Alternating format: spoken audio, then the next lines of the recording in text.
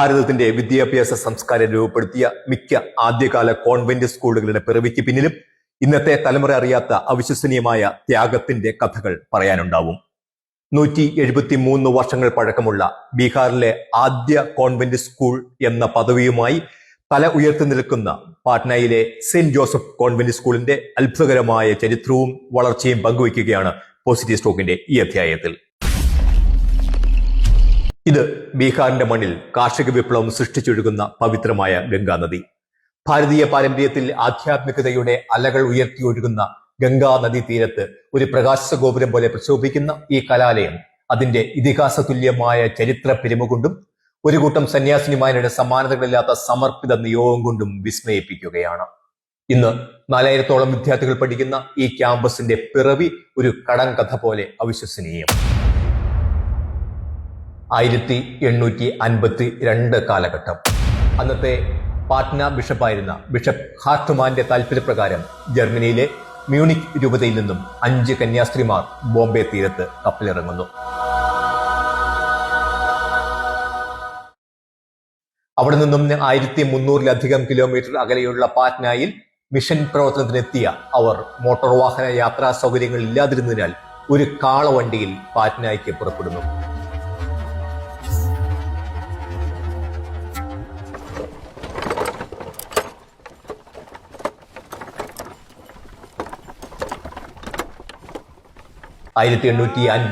സെപ്റ്റംബറിൽ തുടങ്ങിയ യാത്ര 1300 കിലോമീറ്ററുകൾ പിന്നിട്ട് പാറ്റ്നയിലെത്തിയത് പിറ്റേ വർഷം ഫെബ്രുവരിയിൽ.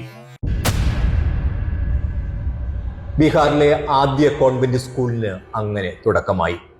എന്നാൽ പാറ്റ്നയിലെത്തിയ ആദ്യ 5 മിഷണറിമാരിൽ 3 പേരും ആദ്യ 5 വർഷത്തിനുള്ളിൽ പ്രതികൂലമായ കാലാവസ്ഥയെ അതിജീവിക്കാനാവാതെ മരണത്തിന് കീഴടങ്ങി എന്നത് ഈ സ്കൂളിന്റെ സ്ഥാപന ചരിത്രത്തിലെ കണ്ണീരോർമ്മയാണ്.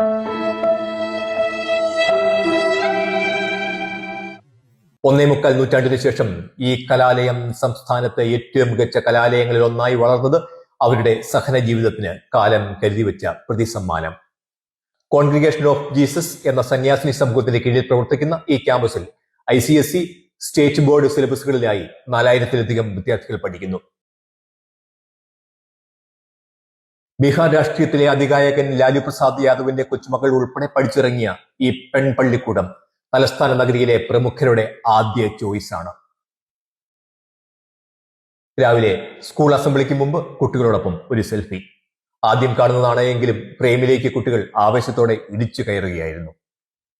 അസംബ്ലി തുടങ്ങുന്നത് തന്നെ സ്വർഗസ്ഥനായ പിതാവേ എന്ന പ്രാർത്ഥന ചൊല്ലിയാണ്.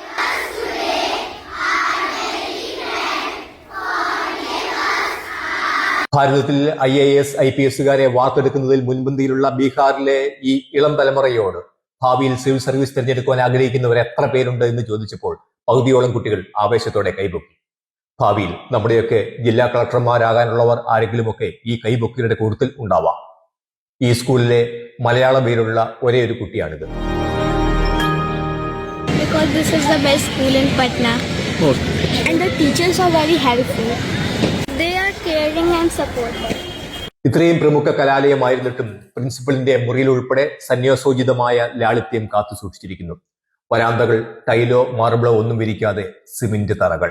എന്നാൽ ആധുനിക രീതിയിൽ പണി കഴിപ്പിച്ച ശീതീകരിച്ച വിശാലമായ ഓഡിറ്റോറിയം കൗതുകമുളവാക്കി. മെയിൻ ക്യാമ്പസിൽ നിന്ന് ഉയർത്തു നിൽക്കുന്ന കിൻഡർ ഗാർഡൻ സെക്ഷനിൽ മാത്രം 800-ലധികം കുട്ടികൾ പഠിക്കുന്നു. PKGയിൽ ഒരു വർഷം അഡ്മിഷൻ തേടിയെത്തുന്നവർ 1000-ലധികമാണ്. ഈ സന്യാസ സമൂഹത്തിൽ അരനൂറ്റാണ്ടിലധികമായി സേവനം ചെയ്യുന്ന കുടുംബക്കാരിയായ മേരി ക്ലാരിറ്റയെ സന്ദർശിക്കുവാനാണ് ബന്ധുവായ കപ്പൂച്ചിൻ നവവൈദികൻ ബിബിനച്ചനോടും ജർമ്മനിയിൽ ജോലി ചെയ്യുന്ന സഹോദരി സൂന CMCയോടുമൊപ്പം പട്നയിലെത്തിയത്.